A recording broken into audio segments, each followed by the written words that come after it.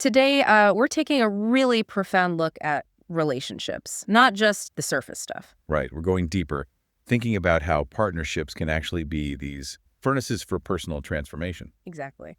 And our source material for this is some really insightful work from Matt and Ash, the yoga couple. They have this framework for relationship healing. The inner work of relationships. Yeah, it's quite a comprehensive guide. It really is. It's like digging into the foundations of what makes a partnership work or not work. That's the core of it.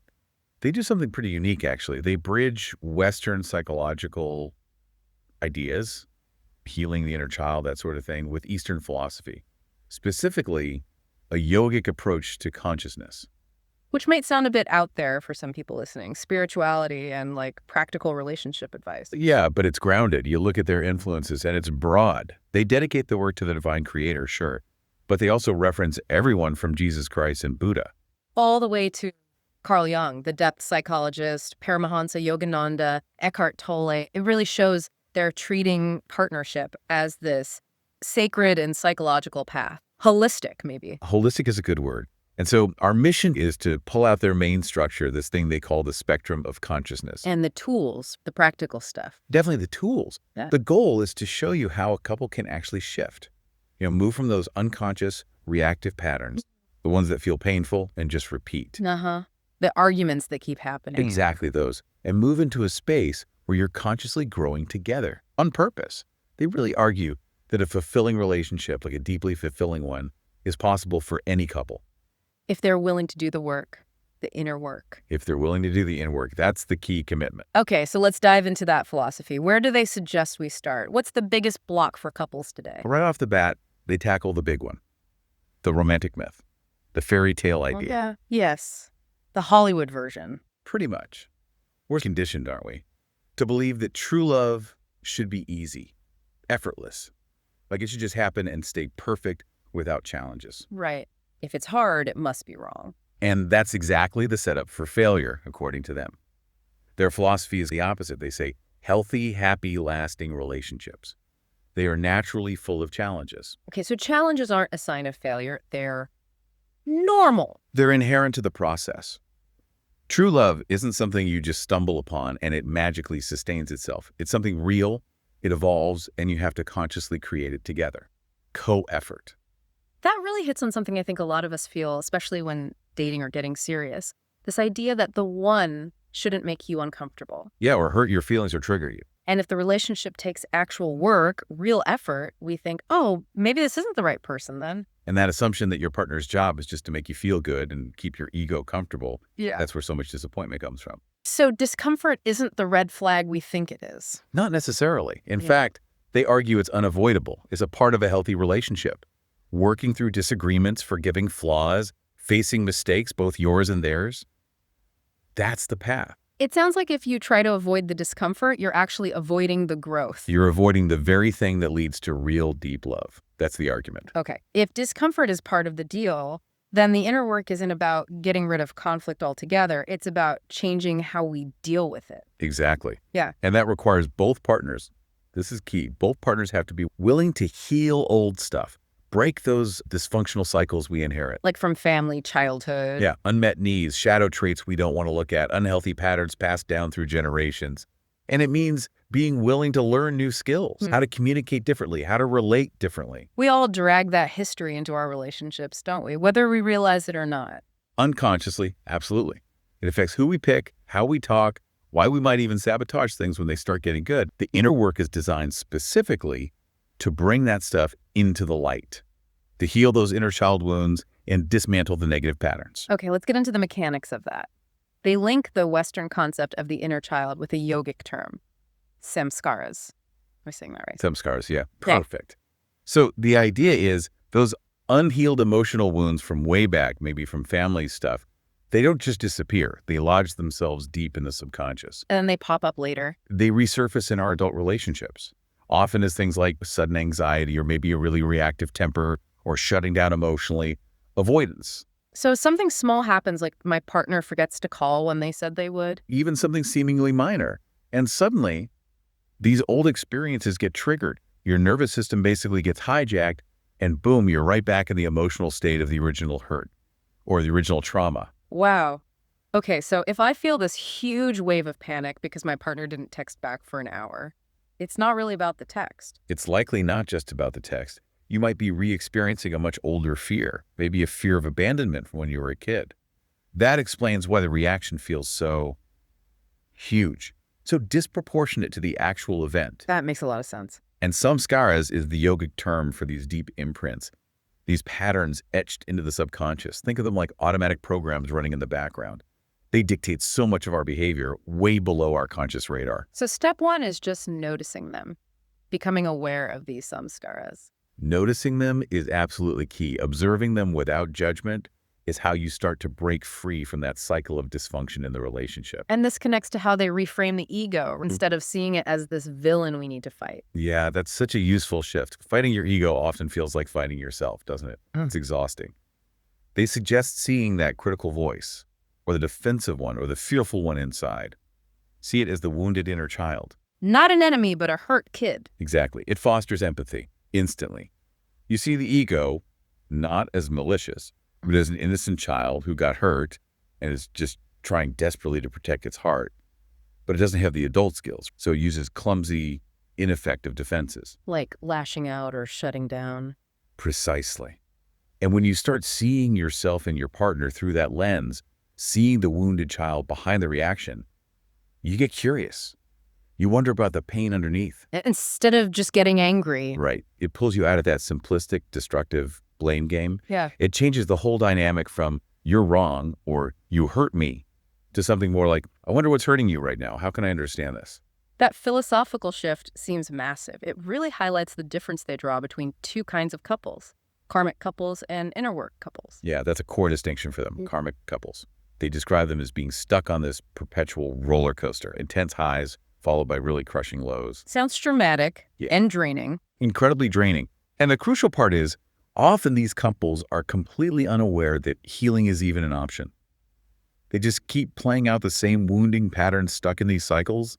They might feel like it's destiny or just bad luck. They keep attracting partners who trigger their specific wounds, their samskaras. That's the idea. It's like the universe keeps serving up the same lesson until it's learned. Okay, so the inner work couple is the alternative. They see the cycle. They recognize the pattern, yeah. And they make a conscious commitment to move forward together. And the choice they make here is really powerful. They say inner work couples choose to break up with the dysfunctional patterns. Instead of breaking up with each other. Wow. It requires that mutual accountability we talked about. It's not just deciding to stay together through thick and thin, passively. It's committing to a shared process of healing, of growth. So the relationship itself becomes the path. It transforms. Ideally, yeah, it becomes a path toward liberation for both people involved. Okay, understanding those defensive patterns, those samskaras, is huge. But let's get practical. If a couple realizes, okay, we might be in a karmic cycle, and they want to shift towards inner work, what needs to be in place first? Because the authors are super clear, this isn't a magic bullet for every situation. Oh, absolutely. This is a really critical point they emphasize strongly. This book, this approach, it is not a replacement for professional mental health care, not a substitute for therapy. There are lines you don't cross with self-help. Definitely. They lay out some very clear, non-negotiable red flags, situations where you absolutely need to stop focusing on self-guided inner work and immediately prioritize safety and professional help. Okay, what are those non-negotiables? When is inner work not enough or even dangerous? Number one, without question, any kind of abuse. Verbal, mental, emotional, physical abuse. The advice is unequivocal. Seek safety immediately. Get out. Because no amount of personal growth on the victim's part can fix the abuser's behavior. Exactly. You cannot use inner work concepts to excuse, enable, or tolerate abuse. That's a misuse of the whole idea. Safety first, always. Similarly, issues like cheating or infidelity, that requires professional support. Yeah. A counselor who specializes in that kind of breach of trust and trauma. Okay, so abuse and infidelity are clear lines. What about situations that aren't immediate physical danger, but maybe a total lack of effort from one side? That's another crucial boundary. If your partner consistently resists any kind of self-reflection, if they refuse to grow, or if there's a complete lack of accountability combined with unhealthy stuff like manipulation or just general toxicity, then the inner work can't happen. You can't happen together. Inner work is fundamentally a shared commitment. If one person is carrying all the weight, doing all the work, making all the effort to change, it's just not sustainable. It's a sign the relationship might not be viable for healthy growth. And in that case, walking away might be the necessary step. It might be the most profound act of self-love, even though it's incredibly painful. Prioritizing your own well-being has to come first when the foundation isn't there. Okay, so assuming we have that baseline safety, mutual willingness, basic accountability, what's the core dynamic they point to for a healthy bond? Interdependence. Yeah. That's the goal. It's often confused with codependency, but it's very different. How do they define interdependence? Think of it as a balanced equilibrium, a mature connection. Both partners maintain their own strong sense of self, their autonomy, Yeah. and they feel safe enough to be vulnerable, to lean on each other, Yeah. to ask for support. So it's not needing the other person to complete you. Exactly. It's Well- I am whole on my own, and you complement my wholeness. There's mutual trust, respect your boundaries, and reliance feels healthy, not desperate. Which means we need to avoid the two extremes on either side of that balance. Let's talk about codependency first. What does that look like? Codependency is where you see excessive self-sacrifice.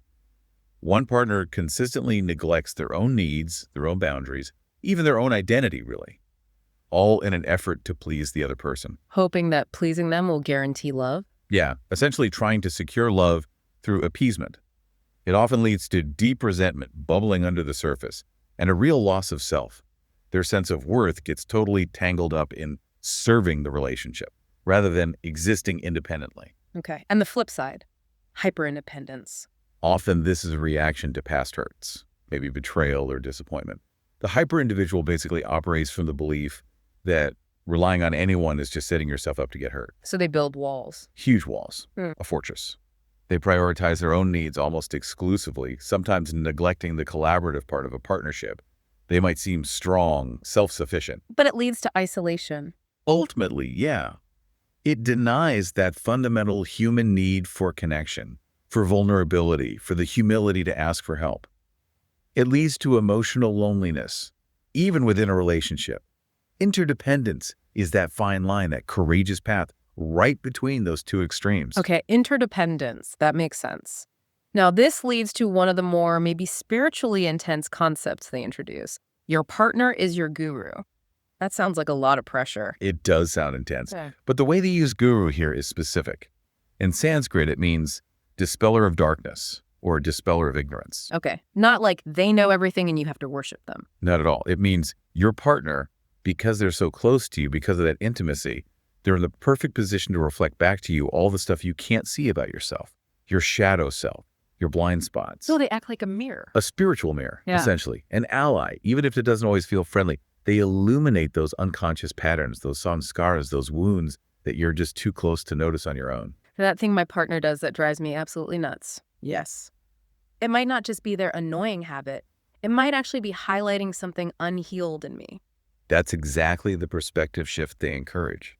And it works both ways, of course. When you start to deeply understand the specific wounds your partner carries, let's say they have a deep fear of rejection, Okay. then you can consciously choose behaviors that counteract that wound. You can offer more reassurance. You can be more consistent. You provide the support that directly speaks to healing that old pain. You're showing their wounded inner child, hey, safety is possible. A different way of relating exists. Wow. That requires a huge amount of compassion, especially when someone's acting out from that wound. It requires tremendous compassion. And they point out a kind of double standard we often have. Think about it. If your partner breaks their leg, what do? Rush to help, get them crutches, fluff their pillows. Support, assistance, sympathy, it's automatic. But when they're triggered emotionally, when they're acting out from a raw inner child wound, often the reaction is impatience or judgment. Like, just get over it. Exactly. There's this misconception that emotional wounds are somehow less valid, less real, or less deserving of careful attention than physical injuries. But the reality is, emotional healing needs the same things. Patience, rehabilitation, gentle understanding. And if you ignore the inner child's needs, It just gets louder. It forces the person to cope in unhealthy ways, like projecting their pain onto you or displacing it somewhere else. Acknowledging the wound is the first step towards healing it. okay, let's make this really concrete. We need to look at some of these specific patterns. The lower part of their themes of consciousness chart lists these predictable ways the wounded inner child shows up. These defense mechanisms. Let's tackle two big ones, starting with the wound of rejection. Okay, the wound of rejection, the core belief underneath this one is incredibly painful. I am unlovable. Oof. Where does that usually come from? Often it traces back to early experiences. Things like actual abandonment, maybe neglect, abuse, or just constant criticism or degradation. Something happened that shattered that innate sense of being worthy of love just for existing. And how does that play out in adult relationships? What does it look like? Instability is almost the defining characteristic. These relationships tend to have really extreme highs and lows, that roller coaster dynamic we mentioned. Constantly breaking up and getting back together. Very common, yeah. Because it keeps re-stimulating those original abandonment fears. There's often a deep terror of being truly seen, truly known, because that vulnerability opens them up to the possibility of experiencing that ultimate fear again, rejection. So, to cope, people develop strategies, defenses. Let's look at the overcompensating strategy first, the self-preservation mode. Right. This person essentially tries to make themselves unrejectable. They build these huge emotional walls. They might act indifferent, aloof, or emotionally unavailable. Pushing people away before they can get hurt. Exactly. It's preemptive rejection. They might constantly focus on their partner's flaws, nitpicking and criticizing. Heavy projection. It's a way to divert attention from their own deep-seated fear of being flawed or unlovable. Their internal filter is always asking, what's in this for me? How do I protect myself? And manipulation can be a tool here too. Gaslighting specifically. How does that fit into the rejection wound? It's an extreme form of ego protection. Imagine the partner tries to communicate using healthy I statements like, I feel hurt when you dismiss my feelings. Okay, that's accountable communication. Yes, but the overcompensating partner, terrified of being seen as the bad one, which confirms their unlovable fear, can't handle that accountability. So they lash out, they counterattack, they deflect, they deny the other person's reality. You're being too sensitive. That never happened. You're crazy. Precisely. That's gaslighting. Yeah. They need to discredit your emotional experience, your reality, to protect themselves from the unbearable feeling of being rejectable or wrong. So the partner ends up feeling rejected not just for their feelings, but for their entire perception of reality. It's incredibly damaging. Wow. Okay, that's a really clear picture of the overcompensating side. What about the other side? The undercompensating strategy for rejection. This is where the person internalizes the wound completely. Instead of building walls, they essentially reject themselves. They operate from the assumption that rejection is inevitable. It's just a matter of time. So they may even push people away to make it happen faster. Subconsciously, yes. It can be a way of controlling the timing of the pain they believe is coming anyway. Just get it over with. And this often looks like self-abandonment, right? Yes, very much. This partner might neglect their own needs, wants, and boundaries almost entirely. They might tolerate unhealthy or even harmful behavior from their partner. Because they believe any attention is better than being alone. That's often the underlying belief, that they don't deserve better or that this is the best they can get. So they make themselves small. They might constantly cancel their own plans, drop their own self-care, just to be available for their partner's slightest whim. It sounds like a recipe for losing yourself. Completely. And ironically, this deep-seated belief in their own unworthiness, this constant self-rejection, it acts like this slow, steady drain on the relationship. The partner might try desperately to reassure them, to convince them they are loved. But it doesn't stick. It can't, because the core belief is, I'm unlovable. Eventually, the partner's emotional reserves get depleted by this dynamic, and often they do end up leaving. Which tragically confirms the original fear for the undercompensating person. See, I knew I was unlovable. Exactly. It becomes a self-fulfilling prophecy, rooted in that initial wound. Okay, let's shift gears to the second major wound. The wound of judgment. This one has a different root belief, doesn't it? It does. The core belief here is either I am wrong or they are wrong, or often both. How does that manifest in a relationship? What's the feeling? Restriction, tension, that feeling of constantly walking on eggshells. Judgment is just toxic to intimacy. It often stems from backgrounds where love felt conditional. Like from judgmental parents or strict religious upbringings, where love was tied to performance or adherence to rules. Precisely. Or where punishment felt arbitrary and shame-based. So the adult relationship becomes this battlefield, this constant, exhausting struggle over who is right and who is wrong. Okay, let's look at the strategies again. The overcompensating strategy for judgment is the perfectionist. Right. This person operates under this, well, delusion, really, that they can somehow exist without making mistakes. They become obsessed with control. Perfectionism in everything. Relentless pursuit of it. In themselves, and they project it onto their partner. They have zero tolerance for errors, for flaws, for inefficiency. What does their communication sound like? Often emotionally cold, critical, harsh. They might constantly correct their partner, micromanage them. Why did you do it that way? That's not the right way. They need things to be precise, correct, according to their standards. And how do they handle feedback? Poorly. They tend to be incredibly brittle. They take offense very easily if criticized or corrected because it hits that core fear of being wrong. So they'll immediately project the judgment back. They need to prove their competence to avoid feeling fundamentally flawed. Okay, and the undercompensating strategy here, the people pleaser. Yes. This is someone who suppresses their authentic self almost entirely, just to avoid being perceived negatively. They're terrified of being judged as wrong or bad or deficient or deviant. So they become inauthentic. Profoundly inauthentic. They're constantly trying to figure out what the other person wants them to be and then trying to be that. They might even suppress core parts of themselves, like their real opinions, needs, or even things like their sexuality. Masking desires because of guilt or fear. Exactly. Internalized shame and fear of being judged as bad can lead them to pretend contentment when they're not, or to repress parts of themselves they worry aren't acceptable. They also tend to avoid confronting mistakes at all costs. Leading to self-punishment. Sometimes, yes. Or they might unconsciously provoke judgment or punishment from their partner, almost like they believe they deserve it for being flawed. This is heavy stuff. What's the key insight for healing from this wound of judgment? The crucial shift is realizing that judgment actually hinders learning. It gets in the way. The path forward involves replacing arbitrary punishment, which just adds shame, with allowing natural consequences to be the teacher. Can you give an example? Sure, natural consequence. If you stay up too late watching TV, you'll be tired tomorrow, judgment adds. You're so lazy and undisciplined for staying up late. That extra layer of shame doesn't help you learn.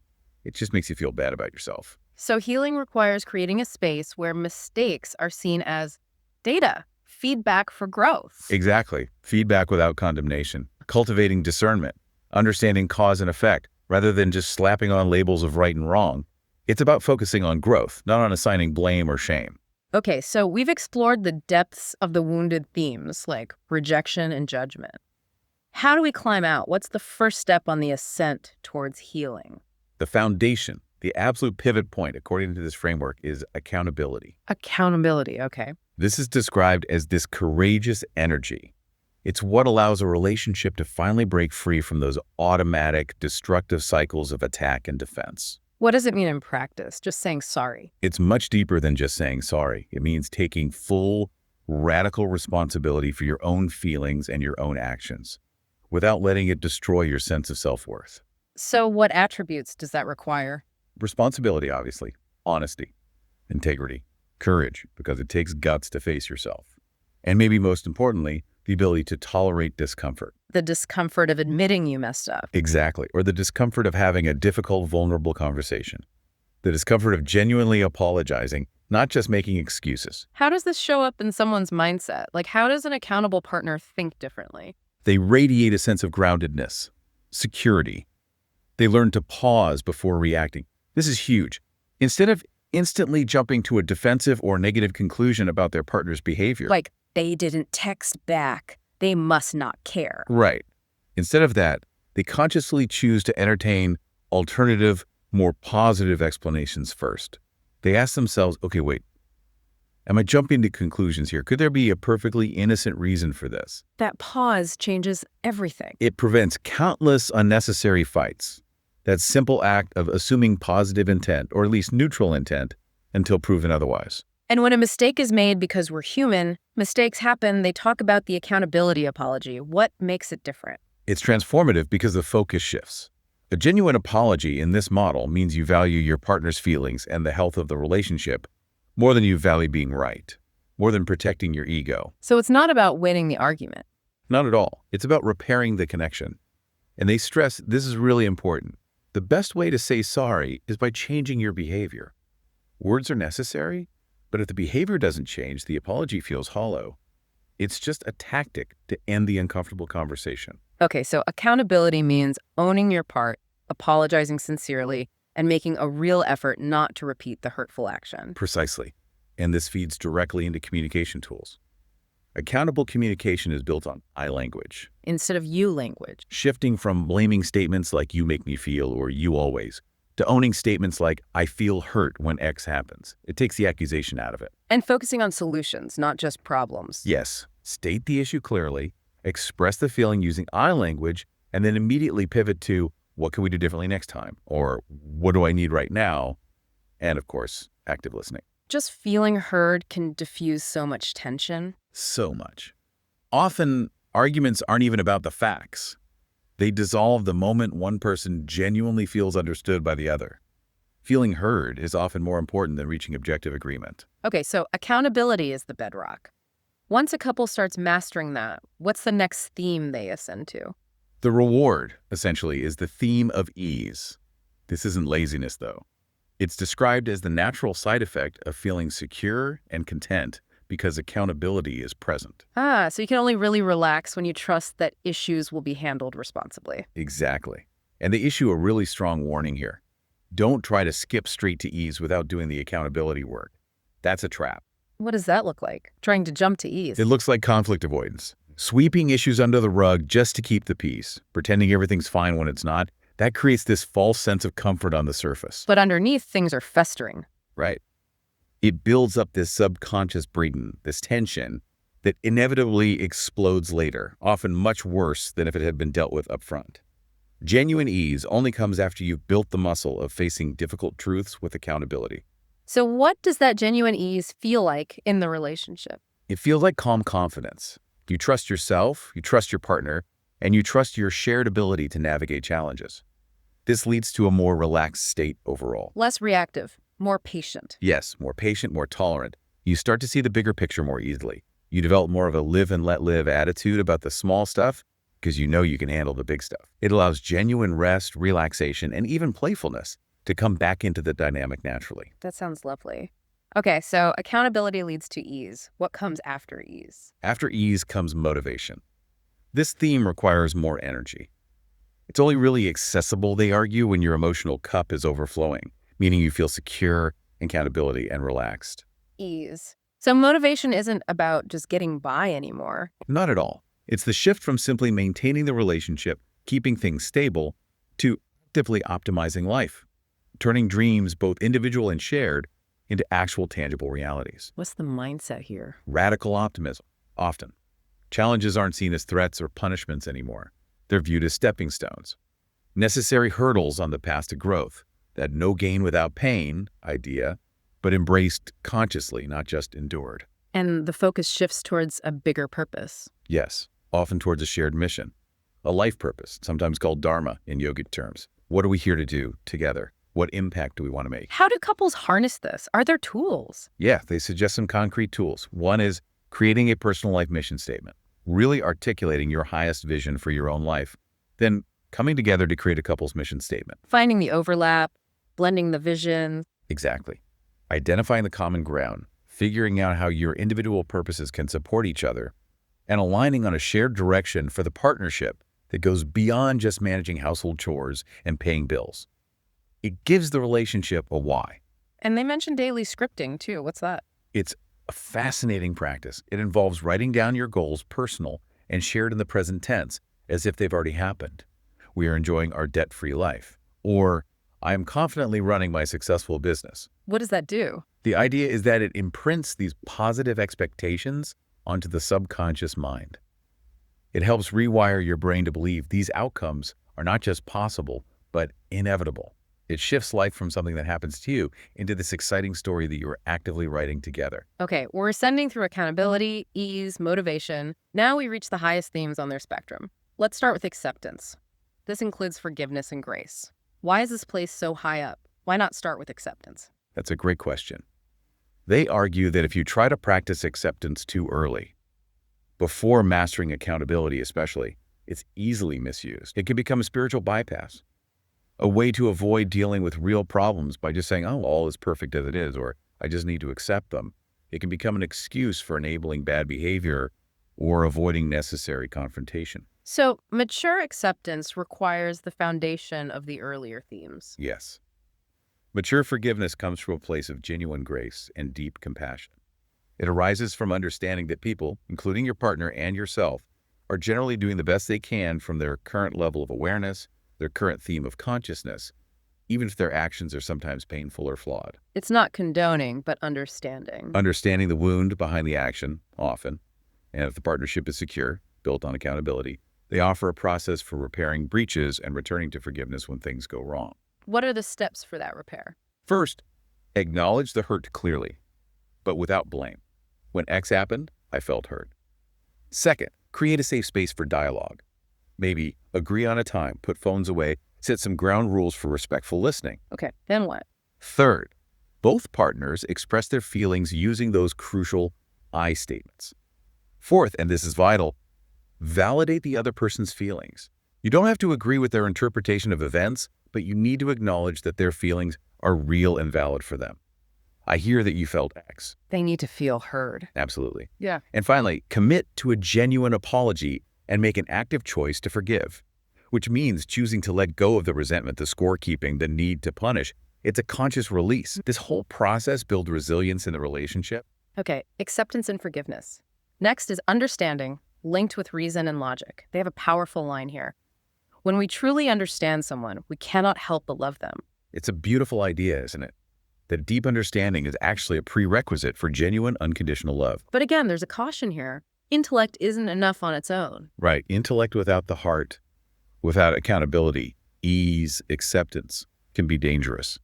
It can be used just to justify bad behavior, or to dominate someone intellectually, or to rationalize excuses.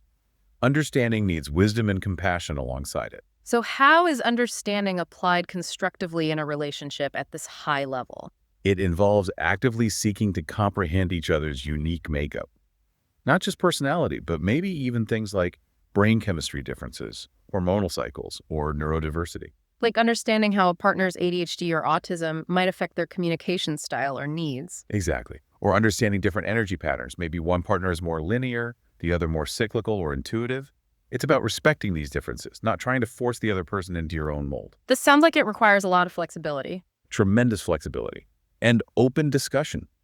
Understanding means having the humility to adapt your approach, your expectations, to meet your partner where they genuinely are, celebrating their uniqueness rather than seeing it as an obstacle. Okay, this deep level of acceptance and understanding paves the way for the ultimate theme, love and inner peace. This is where partnership becomes explicitly a spiritual path. Yes, this is where they frame the relationship itself as a form of yoga, a path to union, to enlightenment. It's the culmination of all the previous inner work. And they emphasize that this love isn't the naive, effortless kind we started with. Definitely not. This love is built on a bedrock of honesty and integrity, accountability. It requires active participation in growth, motivation, and it embraces imperfections with compassion, acceptance. It's a mature, conscious love. They talk about the relationship becoming an expression of bhakti yoga, devotion, and karma yoga, selfless service. How does that actually look day to day? It sounds very lofty. It can manifest in simple ways. It means viewing your actions within the relationship, even mundane things like doing the dishes, or listening patiently after a long day, or supporting your partner's dreams as acts of devotion, as service towards your shared well-being and your shared purpose, your dharma. So everyday actions take on a sacred quality. Potentially, yes. At this level, the inner work continues, but it shifts toward really relinquishing the grip of the individual ego, practicing witness consciousness, observing your own reactions without getting totally swept away by them, trusting that your partner truly is a spiritual ally, helping you wake up to your fullest potential. Which leads us to the absolute pinnacle, true freedom and lasting happiness. They link this to non-duality. Yes, described as a return to a kind of childlike innocence, but integrated with all the wisdom gained through self-mastery. Non-duality meaning dissolving the illusion of separation. Fundamentally, yes. It's a deep realization that most of our suffering comes from identifying too strongly with our human limitations, our pains, our stories. When the mind clings to painful experiences and defines itself by them, that attachment blocks true freedom. So the relationship, having gone through all these stages, ultimately helps you see beyond the personal drama. It acts as the final mirror, reflecting back the truth that, at our core, we are already the unconditional love and happiness we've been seeking. That we are inherently whole and lovable, regardless of our wounds or experiences. The partnership becomes a vehicle for realizing that inherent freedom. Exactly. It's the ultimate potential of the inner work journey, using the relationship not just for personal healing, but for spiritual liberation, a return to our true nature, Wow. Okay. That is quite a journey through their framework. It's incredibly structured, but also deeply spiritual. The main takeaway for me seems to be this radical reframing. Relationships aren't supposed to be effortless. That's the core message. They're challenging, yes, but that challenge is the opportunity, maybe the greatest opportunity we get for profound conscious growth. And having this map, the spectrum of consciousness, it feels empowering, moving from those predictable wounded patterns like rejection and judgment. Up into these liberating themes: Mhm. accountability, ease, motivation, acceptance, understanding, love. It shows you there's a pathway. It's not just random suffering. And it emphasizes that partners can actively help each other heal. You're not just dealing with your own stuff in isolation. You can break those old, unhealthy generational patterns together. That co-creative aspect is huge. Shifting from seeing conflict as a threat or your partner as the enemy. To seeing the trigger, maybe, as that frightened inner child just asking for help or understanding. Yes, that shift changes everything. It Mm. takes it from being this draining battle, this blame game, into a shared project, a healing project you undertake together. It really redefines strength in a relationship, too. It's not about being invulnerable or never getting triggered. Not at all. True strength, according to this, comes from resilience, from the courage to be vulnerable, to be messy, to be fully human, and to keep showing up for the work within that conscious partnership. So to wrap this up, we always like to leave our listeners with a final provocative thought. And the book itself offers a powerful one, kind of a measuring stick for a life lived through this lens. Ah, yes, those fundamental questions. In the end, these things matter most. How well did you love? How fully did you live? How deeply did you let go? Really brings it all back to the core of conscious living and loving.